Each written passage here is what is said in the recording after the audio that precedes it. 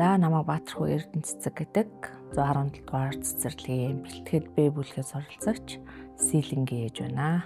Манай хүүхдийн аутизм F84 гэсэн онш 2022 онд онцлогдоод тийм онш авсан хүүхдтэй. Тэгээ одоо яах гэдэг нь мэддэхгүй ингээл ерөөсөө сэтгэлд нь юм нийцэхгүй бол унаал савж унаал орлол хаач явжсэн тэгдэг аахгүй юм хүүхдүүд. Өөрийгөө тэгж одоо нэг илэрхийлэх чадамжгүй. Зарим эцэг их бол нөгөө зөвшөөрөхгүй ингээд үгүй штэ манай хүүхдийн манай удам угаасаа ийм удаан хөлд ордог удаан хөгжлөн байдаг гэдэг зарим нь хүлэн зөвшөөрөхгүй бас нэг хэсэг байхад зарим нь тэр доор нь хүлээж аваад нэрээ тийм юм уу за би ингээд яваад үзье эмзэглэхгүйгээр хүлээж аваад бас өөртөө давхар ажиглаад үзээч. Яг ийм шинж тэмдгүүд илрүүл бас ийм байх магадaltaй.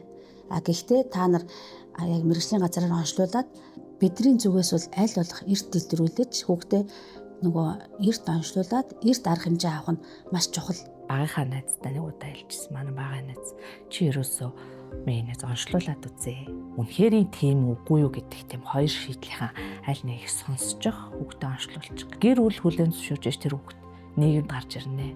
Тэгэхгүй бол гэр бүл нь хүлээн зөвшөөрөхгүй тийм хаалганы цаана хүүхдээ гаргадаггүй хүүхдээсээ олоод одоо тийм асуудалтай гэр бүлүүд зөндөө байгаа гэж бодож байна би. Ээж аав сэтгэл зүгээ бэлдэх гэдэг бол бас хамгийн одоо том хүмүүсийн хүнд даваа байдаг л да. Тэгээ энэ даваагаа давсан тохиолдолд одоо бид нэгэнд л батлагдсан онцтой юм чинь хүүхдээ яаж сайн хүн болгож энэ хүүхдүүдийн давуу талыг яаж олж харах уу гэдгийг бас зөвлөөд ингээд бүгдээр тэр хүүхдийнхаа сул тал дээр нь биш давуу тал дээр нь ажиллах.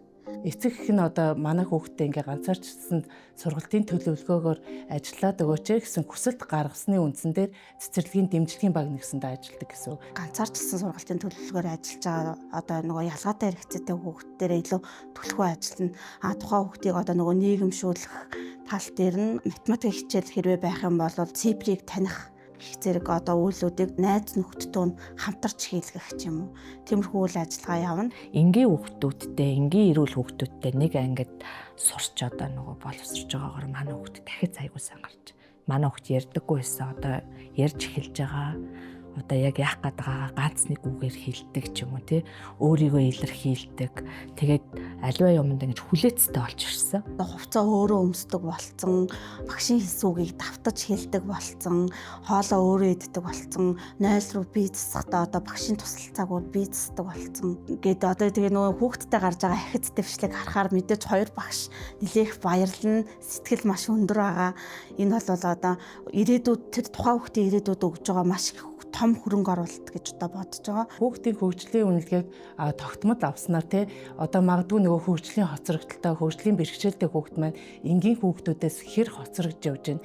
Аль талдаар нь одоо дэмжлэг өгөх үү гэдгээ үнэлгээнээс нэгсэндээ тодорхойлж аваад цаашдаа одоо нөгөө хэрэгжүүлэх үйл ажиллагаагаа болгож ажилладаг гэсэн. Цэцэрлэг дээр нэг үйлийг хийгээд багш цаагаад өгчлөө штэ.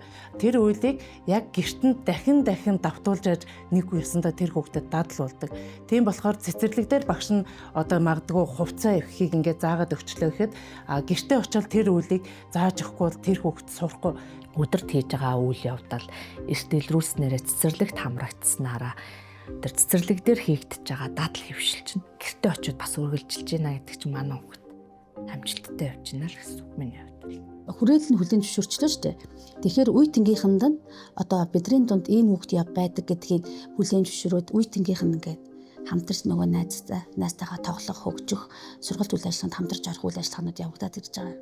Тэгээд эрт илрүүлснийх нь одоо ач гэх юм бол зөндөө шүү дээ. Бүгд нийгэмшин бусдтайгаа ажиллах жоохон хоцорсон ч гэсэн бусдынхаа одоо үйл хөдлөлийг харна, дуурайна. Өглөөний хөдөлгөөнд дасгал ингээ явж хат гээ тойрчгүйгээд идэгсэн баг. Тэгэнгუთ 10 сар гараад хийсэн бичлэгэн дээр болохоор голд нь ингээд ороод яг цогсдог болсон маань чигсаад. Тэгэнгуთ одоо 11 сар өнөөдрийн байдлаар ихэд бол ангийнхныгаа дагаад одоо хөдөлгөөнд дасгалаа хийд. Энд чинь бит хоёрын хувьд бол амар том амжилт тахгүй.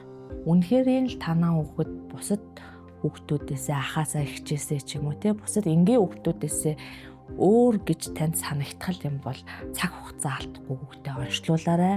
Ээж аавуудад эцэг эхүүдэд хэлэхэд ер нь хүүхдээ төрсэн цагаас нь ажиллаж байгаа чи.